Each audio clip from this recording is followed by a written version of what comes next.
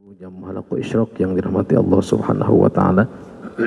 Kita melanjutkan kajian fikih ibadah bersama guru kita akhina Ustaz Karim Fadlan.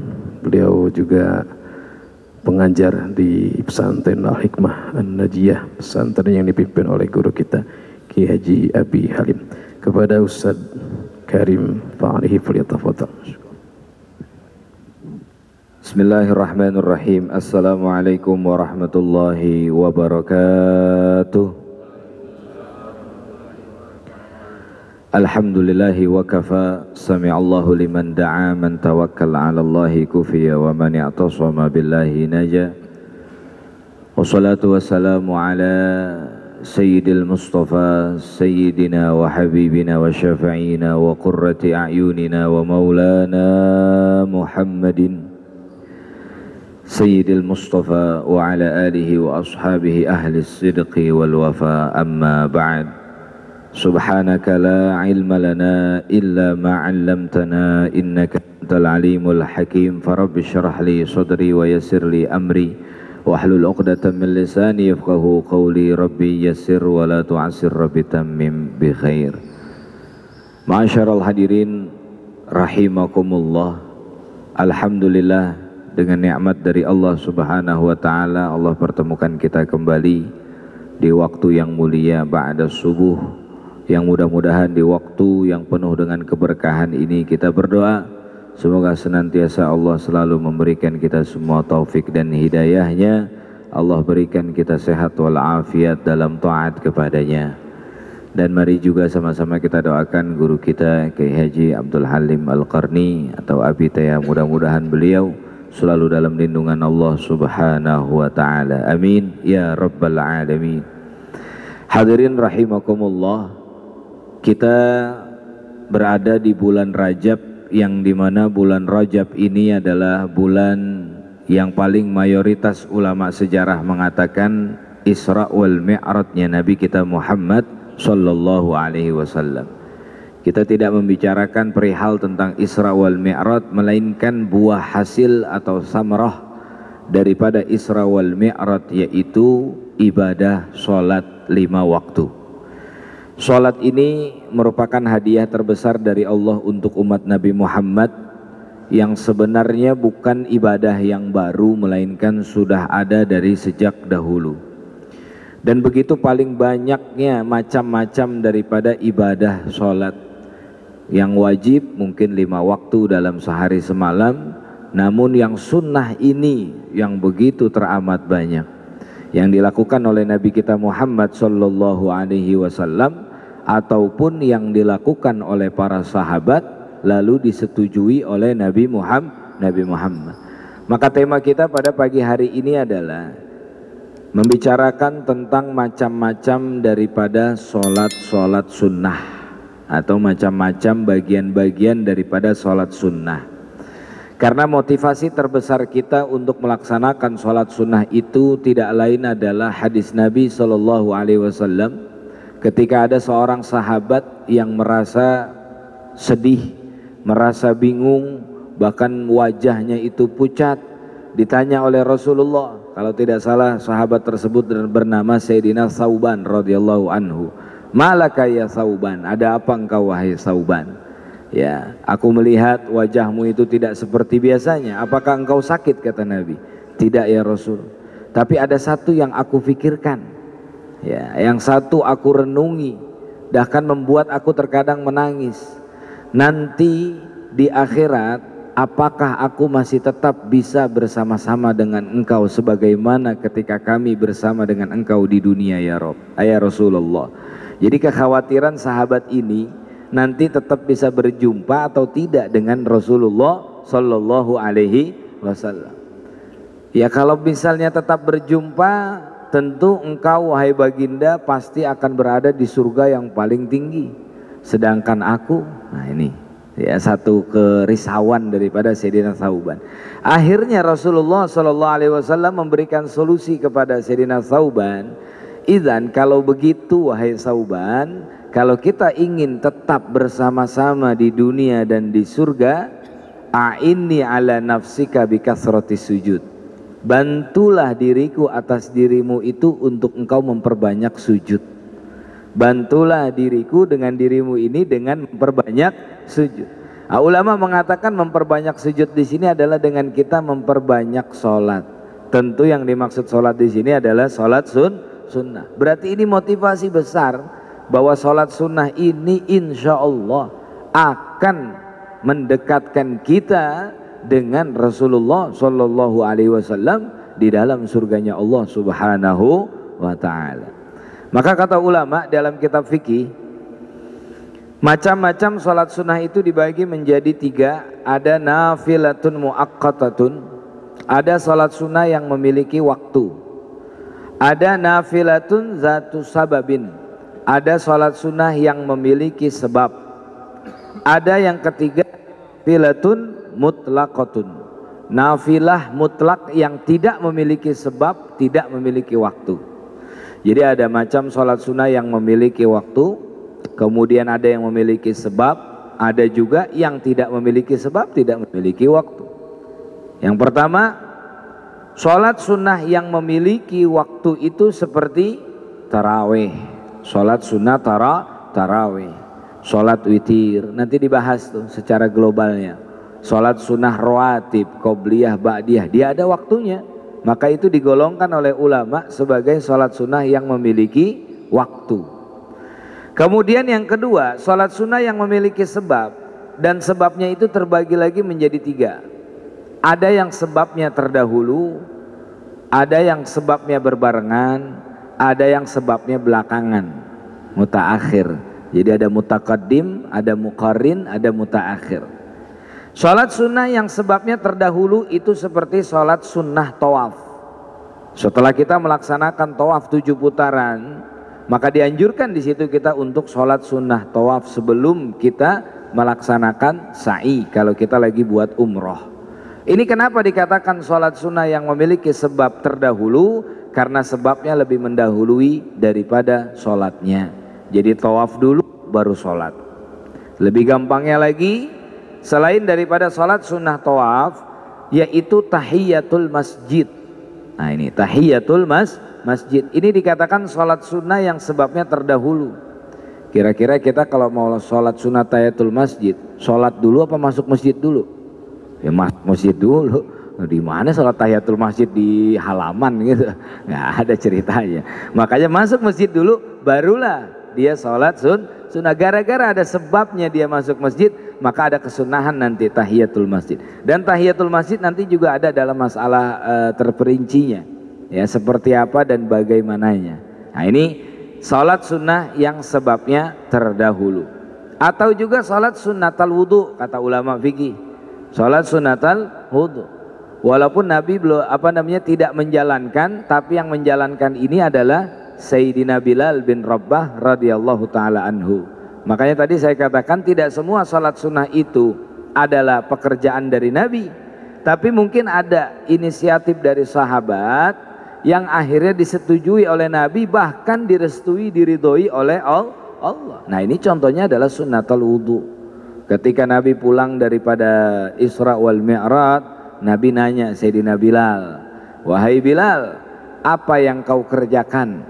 Ya, sesungguhnya aku mendengar dufana alaika fil jannah, daripada langkah-langkah daripada kedua sandalmu itu udah di dalam surga." Sayyidina Bilal kaget. Ya, Sayyidina Bilal kaget. Inilah stabilnya iman para sahabat, Pak. Jadi walaupun udah tahu ada berita baik, hatinya nggak sama sekali naik. Kalau kita dikata begitu, udah tinggi kaki kita nggak napak udah langsung. Ya.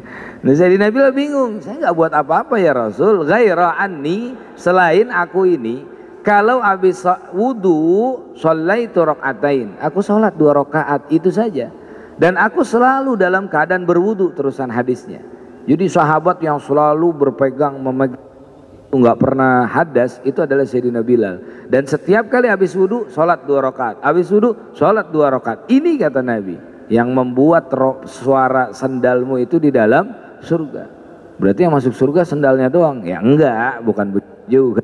Kalau sendalnya aja udah ada dalam surga, ya orangnya nanti menyusul. Nah ini yang dikatakan oleh ulama sebagai sholat sunnatal wudu, ya, sebab mutaqaddim. Karena nanti di sini akan kita tahu waktu-waktu yang haram untuk melaksanakan sholat apa, gitu. Ya, waktu-waktu yang haram itu kan ada 5. Apa aja sholat yang diharamkannya itu, ya, jenis sholat apa. Kembali, sholat sunnah yang memiliki sebabnya muqarin berbarengan, yaitu sholat kusuf dan khusuf. Udah nggak ada lagi yang lain. Sholat gerhana matahari sama gerhana bulan, dia harus berbarengan. Nggak bisa kita lebih dulu sholat belum gerhana, atau gerhana udah kelar dia baru sholat.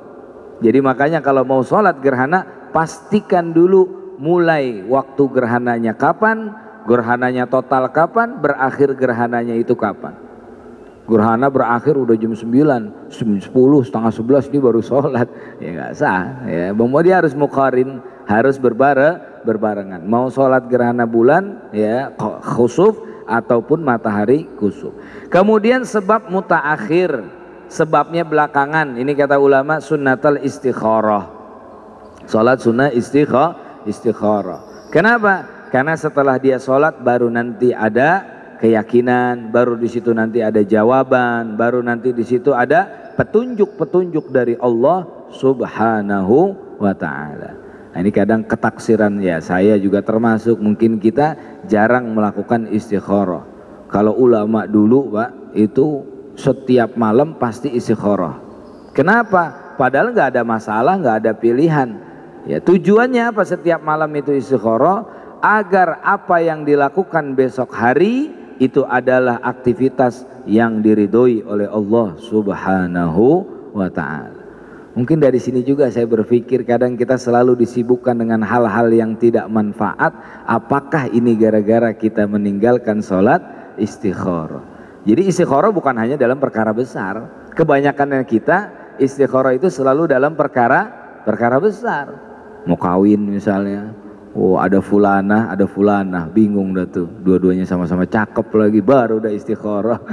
Atau misalnya mau pekerjaan, mau keluar atau enggak, mau diambil atau enggak, baru. Padahal sebenarnya istikharah itu dalam hal-hal yang kecil pun memang dianjurkan. Tujuannya tadi kata ulama, agar apa semua gerak-gerik daripada aktivitas kehidupan kita itu, bahwa itu adalah petunjuk dari Allah Subhanahu wa Ta'ala. Istikharah, ya, sebab mutaakhir.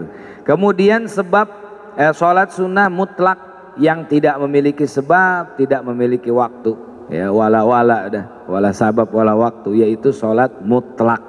Inilah sholat yang dikerjakan para aulia, yang sampai dengan bilangan yang tidak tertentu lagi. Saking banyaknya sampai orang menyebut dia sholatnya 1000 rakaat. Yang diabadikan dalam sejarah seperti Sayyidina Ali Zainal Abidin, ya, cucu daripada Sayyidina Ali, ya, karena dia adalah putra dari Sayyidina Husain. Putra dari Sayyidina Husain, Ali Zainal Abidin bergelar As-Sajjad karena saking banyak sujudnya. Dikatakan yusolli al-farqatin kullal laila, ya, sholat 1000 rakaat setiap malam. Al-Imam Abu Hanifah An-Nu'man itu juga, ya, daripada golongan ulama yang dikenal sering sholat setiap malam, sampai orang menyebutnya udah 1000 udah. Walaupun bukan berarti sholatnya 1000 rakaat. Siapa yang ngitungin sholat sampai 1000? Kecapean ngitungnya malah itu.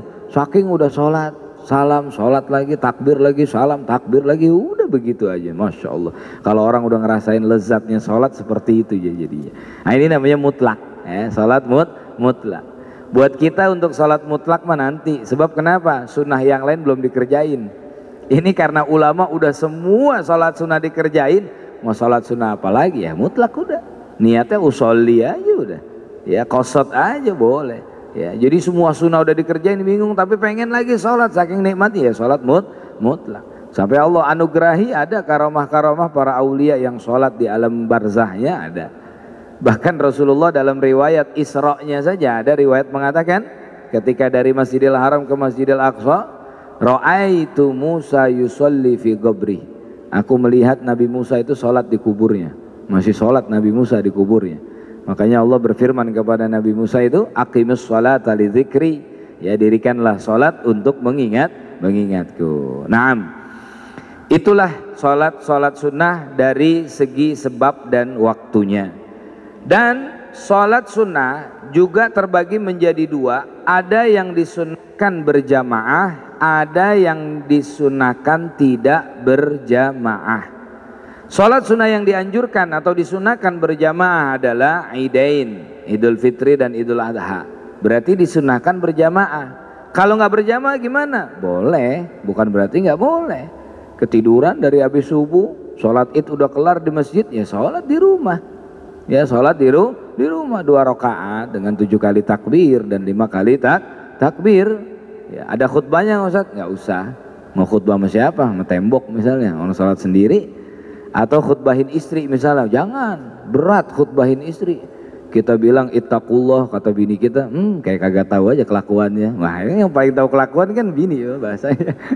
Berat tuh khutbah depan bini, paling berat. Kenapa? Paling tahu urusan kita soalnya. Kalau sama orang lain nggak apa-apa ittaqullah. Jadi nggak usah pakai khutbah jadinya. Taib. Salat Idul Fitri, Idul Adha, gerhana matahari, gerhana bulan, kalau masjid nggak melaksanain, musola nggak ngelaksanain, salat di rumah sendiri.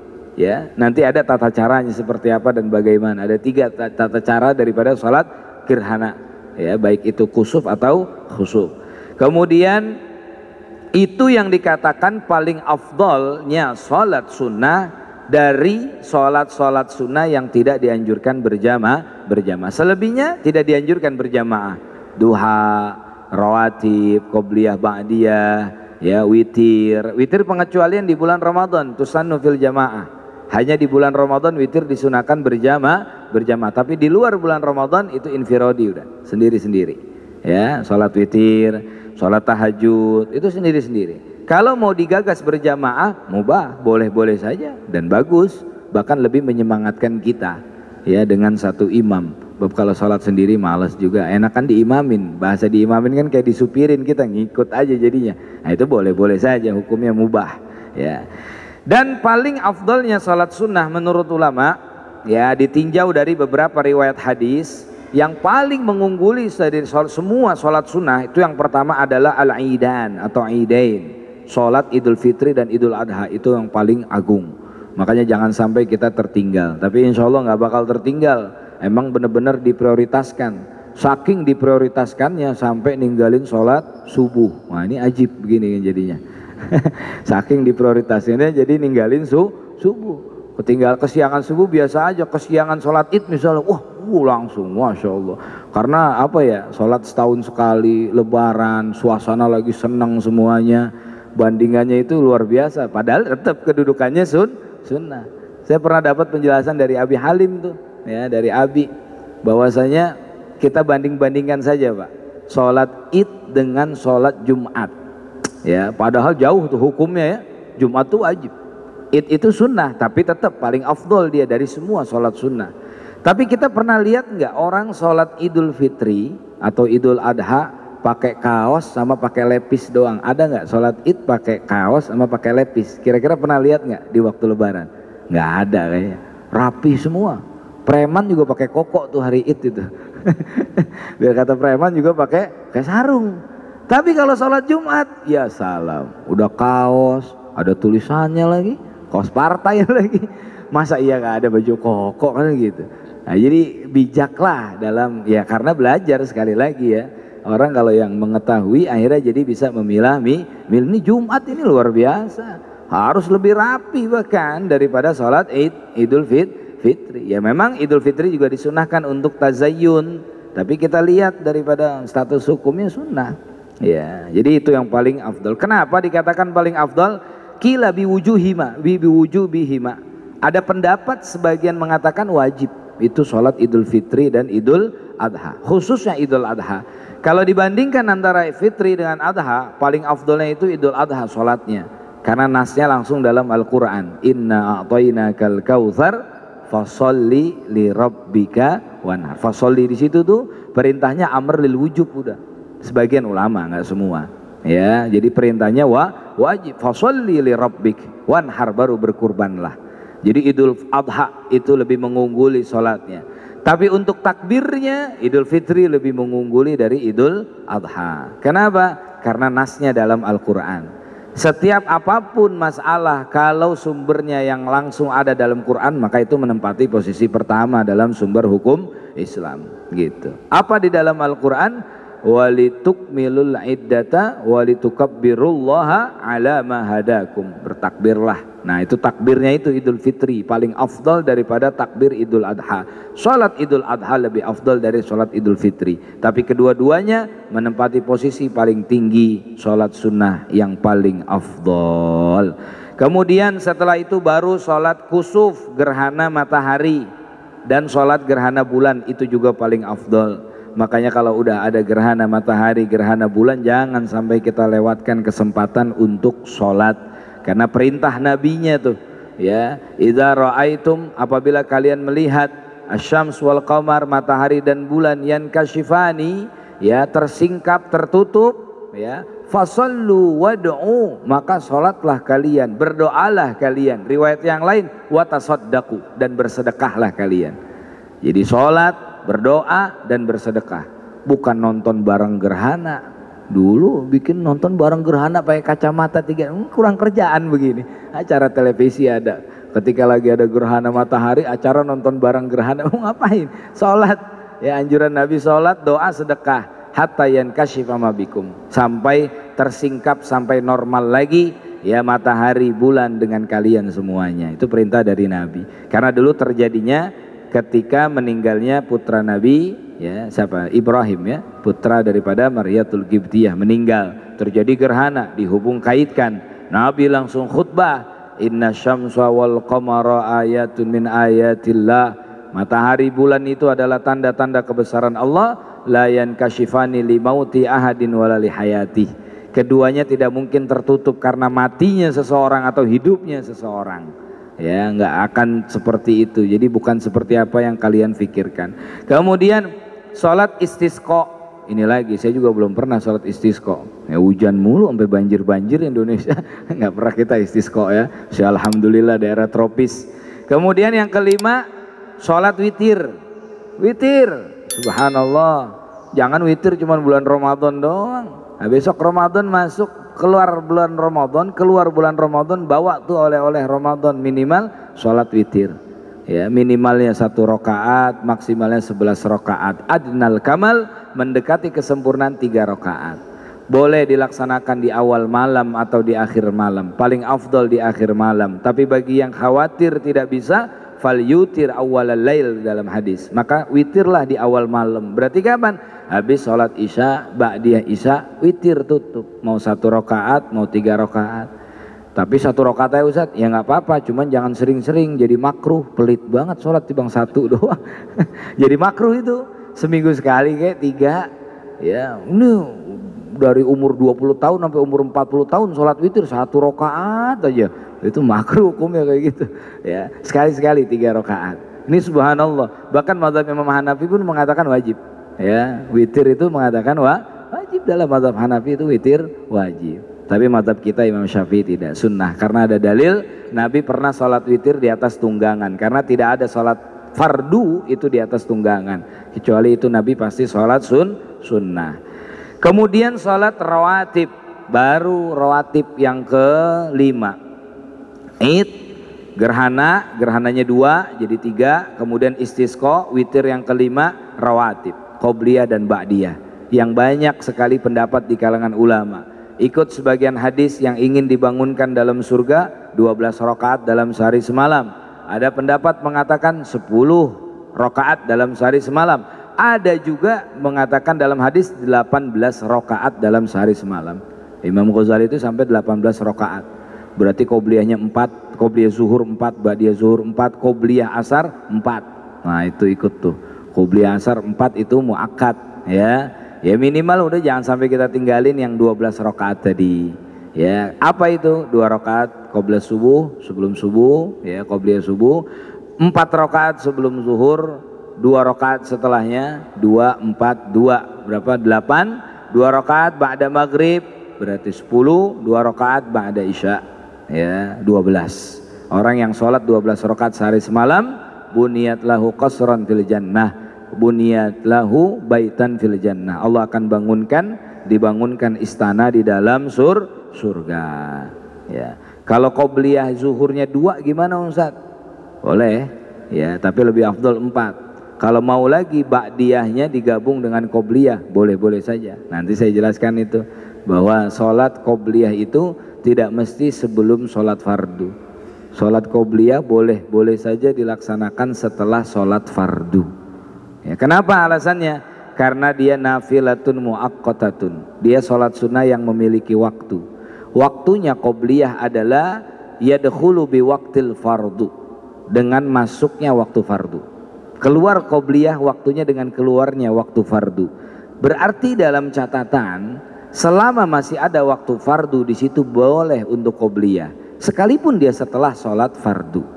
Kita ketinggalan qobliyah subuh nih, karena emang bangun udah qomat misalnya, buru-buru langsung wudu, langsung sholat berjamaah subuh, nggak dapat dong 2 rakaat subuh, lebih baik dari dunia dan isinya. Setelah salam atau habis wirid sholat lagi 2 rakaat qobliyah subuh, boleh. Bukan berarti nggak boleh, boleh. Ya, kita ketinggalan qobliyah zuhur karena datang udah qomat, ya udah nanti tinggal dilaksanakannya setelah sholat zuhur. Niatnya qobliyah pun nggak apa-apa, pokoknya niatnya sunnah boleh. Ya, artinya niatnya apa saja boleh. Usholi sunnatal zuhri itu udah cukup. Mau qobliyah mau ba'diyah udah cukup. Karena derajat niat untuk sholat sunnah cuma 2, al-qasad wa ta'yin. Nggak ada kesunahan, sunniyah nggak ada. Nggak kayak sholat fardu ada fardiyah.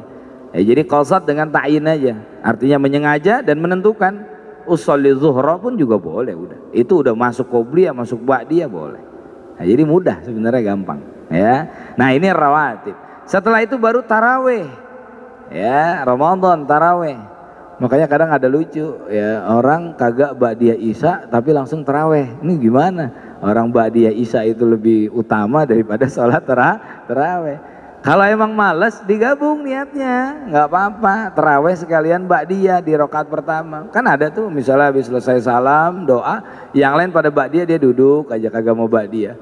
Begitu udah sholatul tarawih ajrakumullah la ilaha, baru dia sholat dah tuh. Nah itu husnuzon aja, mungkin niatnya digabung kali. Ya, cuman kalau emang ada yang lebih mengunggulkan tarawih, ya di sini dalam posisinya kata ulama bahwa sholat rawatib itu lebih unggul daripada sholat tarawih, ya rawatib. Makanya kita selalu jaga, apalagi nanti di bulan Ramadan. Kemudian baru sholat duha, duha.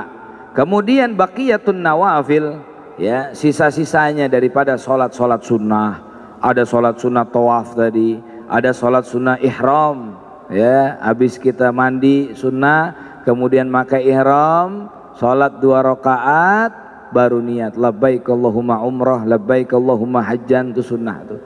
Ya, kemudian tahiyatul masjid, sampai ada Nabi sholat safar dan kudum. Kita jarang nih ngelaksanin begini nih, sholat safar dan kudum. Sholat apa? Sholat perjalanan dan kedatangan. Ya, sholat perjalanan dan kedatangan. Bapak-bapak yang mau mudik misalnya, ya pesawatnya mungkin jam 1, berangkat dari rumah ya jam 10 misalnya, jangan langsung ke bandara, atau ketika di bandara sholat dulu, itu safar di situ. Lebih afdolnya dekat rumah. Kalau ada masjid, mampir dulu di masjid, sholat, baru berangkat ke bandara. Itu safar namanya, sholat sunnah safar. Mau kemana? Surabaya. Begitu tiba di Bandara Juanda menuju kampung halaman kita, jangan langsung ke rumah dulu. Deket rumah kampung halaman kita ada masjid, mampir dulu, disinggah di masjid situ, sholat kudum kedatangan. Subhanallah, hebat ya orang ngamalin begitu ya. Jadi selalu mampir-mampir dulu ke masjid gitu. Mau berangkat apa mau datang, ya. Mau berangkat mau datang. Kadang jarang, kita udah buru-buru aja, udah pengen cepet sampai bahasanya. Akhirnya lupa sholat tersebut, ya sholat safar dan kudum. Nabi ketika baru datang dari perjalanan nggak langsung ke rumah, masjid dulu sholat 2 rakaat, baru menemui keluarganya, menemui istri dan yang lainnya. Nah itu sisa-sisa daripada sholat sunnah. Di sini dijelaskan beberapa daripada sholat sunnah seperti tadi, yaitu sholat witir, yang dimana Rasulullah SAW bersabda, ya, man lam yutir falaisa minna. Mungkin ini yang diambil berat ya di mazhab daripada Imam Syafi'i, Imam Hanafi, bahwa witir hukumnya wajib, karena Nabi mengatakan orang yang tidak witir maka bukan bagian golongan dari kami. Ya, yang tidak witir bukan bagian golongan dari kami. Makanya diambil berat mungkin oleh mazhab Imam Hanafi sehingga mereka berpendapat wajib. Ya. Kemudian witir tadi bisa dilaksanakan dengan dua cara, baik dengan wasal atau fasal. Wasal itu menyambung, fasal itu dengan memisah. Ya, sebagaimana yang kita kadang melaksanakan di Ramadan, ada yang 3 rakaat dengan 1 salam, ada yang 3 rakaat 2 salam. Ya, yang afdal gimana? Ya, dua-duanya boleh, tapi kalau yang mau dapat banyak pahala 3 rakaat 2 salam.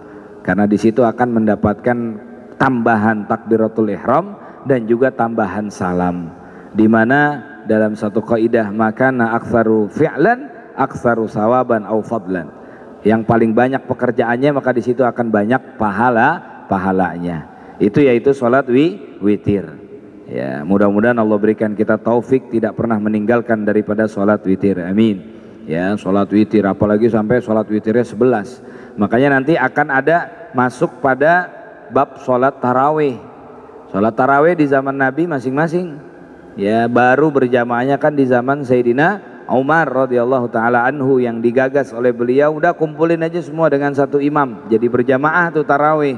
Akhirnya dikukuhkan oleh ulama sholat sunnah yang dianjurkan berjamaah dulu infiradi sendiri-sendiri. Dan Nabi mengatakan hanya umum, man qauma ramadhana, siapa yang bangkit di malam bulan Ramadan, maksudnya sholat. Maka ulama mengatakan paling minimal tarawih 2 rakaat. 2 rakaat. Mau ikut 11 rakaat, itu sholatnya Nabi setelah Isya memang sholat 11 rakaat.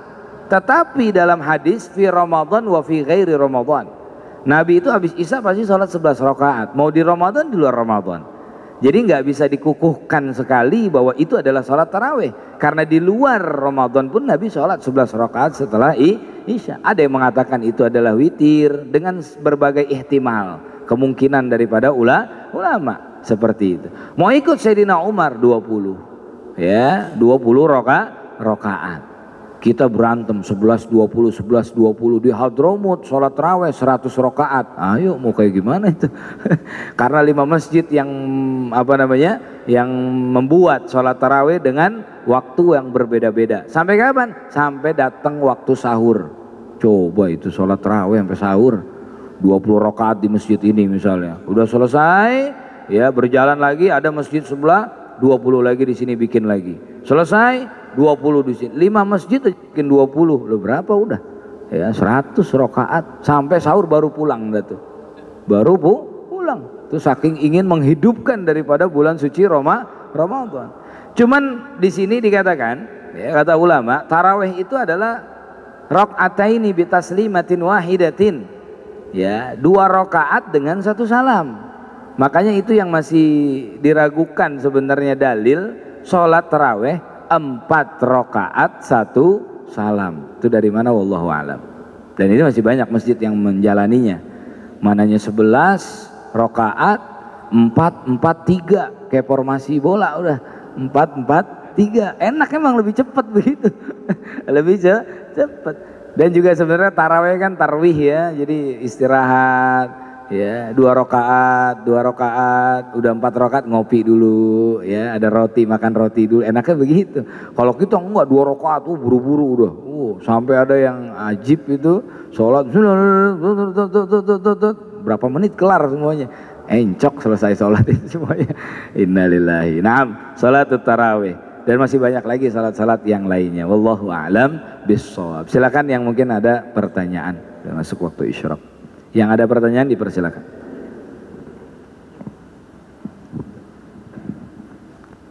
Assalamualaikum warahmatullahi wabarakatuh. Perkenalkan nama saya Jainal, Pak Ustadz. Ya, ahlan wa sahlan. Saya ingin lebih tahu ya, lebih tegas tentang kaitan dengan sholat fajar, Pak Ustadz. Karena saya memahami sholat fajar itu ada berdiri sendiri, sholat fajar namanya, ya. Gitu. Yang kedua adalah orang menyebutnya fajar itu adalah hanya waktu, gitu, waktu fajar, gitu. Dan adapun sholatnya adalah tahajud juga diakhiri dengan witir gitu, atau misalkan ada yang menyebutnya dengan qobliyah subuh gitu. Nah maksud saya itu yang benar itu yang mana gitu maksudnya Pak Hajar. Terima kasih. Assalamualaikum warahmatullahi wabarakatuh. Waalaikumsalam warahmatullahi. Masya Allah, bagus. Sepengetahuan saya, mungkin nanti bisa diralat kalau mungkin ada yang lebih lagi. Sholat fajar, sholat ghadat, qobliyah subuh, itu hanya satu istilah aja, qobliyah subuh. Ya, kalau saya lebih condongnya di situ. Tapi pernah juga memang ada jamaah mempertanyakan, tapi ada yang sholat fajar tapi sebelum subuh Ustaz. Ya itu masuknya masih tahajud, cuman di waktu fajar gitu kali. Tapi kalau saya fajar itu adalah qobliyah subuh. Maka qobliyah subuh bisa dengan niat usolli sunatal fajri, sunatal ghadat, sunatal qobliyatis subhi. Nah itu udah masuknya 2 rakaat tadi sebelum subuh. Yang Nabi hanya membaca Al-Kafirun dengan Al-Ikhlas. Qobliyah subuh itu baca Al-Kafirun Al-Ikhlas. Atau ada riwayat baca Alam Nashrah dengan Alam Tara. Man qara'a alam wa alam lam yusib alam. Wah itu kan, man qara'a alam wa alam lam yusib alam. Siapa yang membaca Alam Nashrah dan Alam Tara tidak akan terkena alamun. Alamun itu apa? Penyakit. Nah itu di qobliyah subuh. Ya, man qara'a alam wa alam lam yusib alam katanya.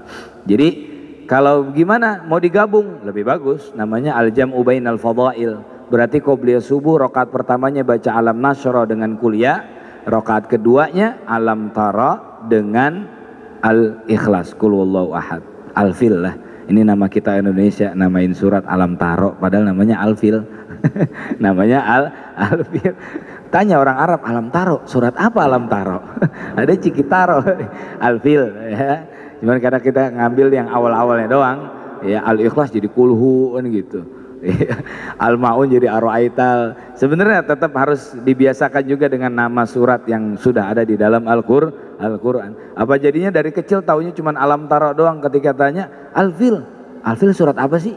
Nggak tahu akhirnya. Alam Taro, oh Alam Taro. Nah ini jadi masalah kan jadinya. Karena dari kecil taunya Alam Taro, nggak tahu bahwa namanya adalah Al-Fil. Nah, jadi sepengetahuan saya itu adalah qobliyah subuh saja Pak. Jadi hanya istilah yang memang dilakukan di waktu fajar. Karena di situ sudah masuk daripada fajar sodik. Kalau dalam waktu sholat ada fajar kadzib, ada fajar sodik. Ya, fajar kadzib, fajar yang bohongan. Fajar sendiri secara gambaran terangnya juga kita nggak tahu seperti apa dan bagaimana. Kayak apa, apakah itu biasan saja, apakah itu ada tandanya dengan bintang, wallahu alam. Pokoknya kalau udah terbit fajar ya udah masuk waktu subuh. Bahkan kita baru tahunya terbitnya fajar kalau udah waktu subuh, padahal ya tadi fajar dulu baru subuh. Ya, kita nggak tahu tuh fajar kayak gimana. Ya, ada shadiq, ada kadzib. Tapi mungkin ada kali di dalam dunia apa namanya pengetahuan. Wallahu alam. Silakan, Ustaz. Ustaz, saya mau nanya, kalau sholat sunat tahajud itu masuk antara sebab waktu atau tidak sebab ataupun tidak waktu? Nah, tahajud ini dikatakan nafilah muaqqatah. Ya, nafilah yang memiliki waktu dia. Jadi tidak ada sebab. Memiliki waktunya kata ulama ya, setelah habis Isya ada, setelah masuk waktu Isya itu boleh tahajud. Tapi afdolnya memang tidur, bukan syarat, bukan wajib. Tahajud orang belum tidur nggak boleh. Kata siapa? Mau tahajud jam 10, jam 11 boleh-boleh aja. Cuman dengan namanya qiyamul lail, ya qiyamul lail atau diistilahkannya sebagai qiyamul lail. Tapi di itu pun juga udah boleh tahajud.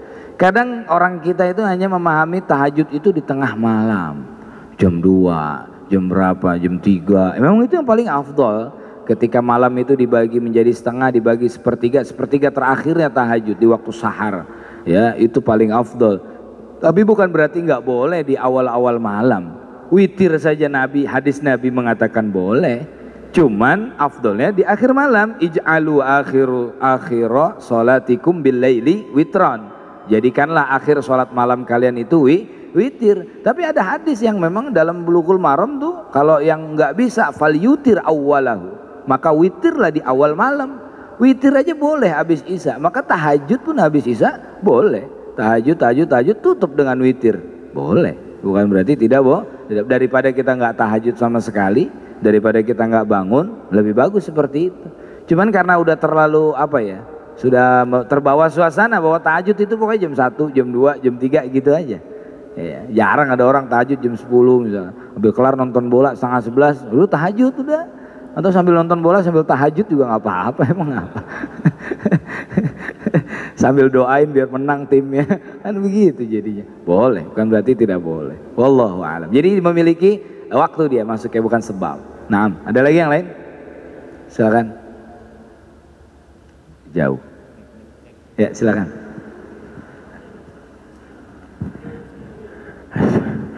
Maaf, mau bertanya mengenai rukun khutbah itu kan salah satunya apa? Memberikan wasiat ya, Ustaz ya. Wasiat takwa. Iya. Wasiat takwa. Bukan wasiat surat rumah, bukan ya? Iya. Wasiat takwa ya. Apakah biasanya di khutbah kedua itu kan ada bacaan Innallaha ya'muru bil adli wal ihsan. Ya, seterusnya. Apakah bacaan itu masuk wasiat takwa, Ustaz? Iya. Terima kasih. Innallaha ya'muru bil adli wal ihsan. Ada sebagian khatib yang mungkin kadang karena tidak memastikan, ada yang bacanya innallaha ya'murukum. Enggak, innallaha ya'murukum an tu'adul amanah. Beda lagi ayatnya. Itu innallaha ya'muru bil adli wal ihsan. Itu ayat tidak termasuk bagian dari takwa. Jadi wasiatut takwa itu benar-benar yang memang dengan sighat yang sharihnya usikum binafsi wa taqwallah, atau langsung dengan ittaqullah. Innallaha ya'muru bil adli wal ihsan itu adalah gagasan dari Khalifah Sayyidina Umar bin Abdul Aziz, ya, yang menutup anjuran untuk semua khatib, menutup ya khutbahnya dengan ayat tersebut. Kenapa? Karena satu, mengingatkan kita kepada sesama manusia untuk berlaku adil. Innallaha ya'murukum bil adli wal ihsan, berbuat baik. Terus wa ita'idil qurba. Di sini sebenarnya benang merahnya wa ita'idil qurba. Karena saat itu ahlul bait, para habaib dengan bahasa kitanya dulu, para sayyid, para imam, dulu sebutannya imam, mereka semua dibantai. Masih sisa-sisa konflik-konflik terdahulu. Orang dulu ngaku keturunan Nabi bukannya dimuliakan, tapi justru dibunuh, diuber-uber, dicari. Makanya Sayyidina Ahmad Al-Muhajir itu hijrah ya sampai ke Yaman, tadinya di Mekah. Dulu paling nyembunyiin kalau dirinya itu keturunan Nabi.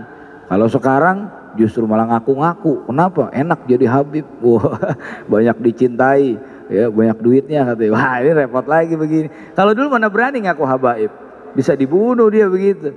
Makanya Khalifah Umar bin Abdul Aziz dalam rangka untuk mengingatkan umat Islam, udahlah konflik-konflik terdahulu dalam politik tersebut, ya kita katakan politik lah itu kan, namanya riasah ya, Khawarij, Sayyidina Muawiyah, Sayyidina Ali, Sayyidina Husain, Yazid dan yang lainnya, udah jangan berimbas kepada anak keturunannya. Sebab dari setelah meninggalnya Sayyidina Husain itu masih banyak itu ya, apa namanya, perang-perang yang luar biasa, perang berdarah, khususnya yang menimpa keturunan-keturunan Rasulullah Shallallahu Alaihi Wasallam. Maka Umar bin Abdul Aziz menganjurkan, tutup itu dengan ayat Innallaha ya'muru bil adli wal ihsan wa ita'idil qurba. Wa ita'idil qurba, berbuat baik kepada kurba. Kurba di sini ya ada yang mengatakan kerabat dekat kita, tapi yang paling kuat mengatakan adalah keluarga Rasulullah Shallallahu Alaihi Wasallam. La nas'aluka dalam ayat walakin kami tidak menuntut la nas'aluka ajra walakin mawaddata fil qurba. Kami enggak meminta balasan kepada engkau, tetapi berbuat baiklah, kasih sayanglah kepada keluarga Nabi Muhammad sallallahu alaihi wasallam. Jadi tidak termasuk daripada wasiatut taqwa. Ya, tidak termasuk wasiatut taqwa. Naam, wallahu a'lam. Ada lagi?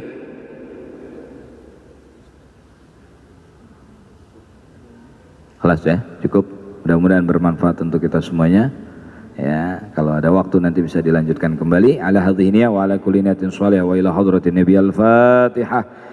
A'udzu billahi minasyaitonir rajim. Bismillahirrahmanirrahim. Alhamdulillahi rabbil alamin arrahmanir rahim maliki yaumiddin. Iyyaka na'budu wa iyyaka nasta'in. Ihdinas shiratal mustaqim. Shiratal ladzina an'amta 'alaihim ghairil maghdubi 'alaihim waladdallin. Amin. Bismillahirrahmanirrahim. Alhamdulillahi rabbil alamin. Allahumma shalli ala sayyidina Muhammad wa ala sayyidina Muhammad. Rabbana atina fid dunya hasanah wa fil akhirati hasanah wa qina adzabannar. Subhana rabbika rabbil izzati 'amma yasifun wa salamun 'alal mursalin walhamdulillahi rabbil alamin. Subhanakallahumma wa bihamdika asyhadu an la ilaha illa anta astaghfiruka wa atubu ilaik. wal 'afwa minkum. Wassalamualaikum warahmatullahi wabarakatuh.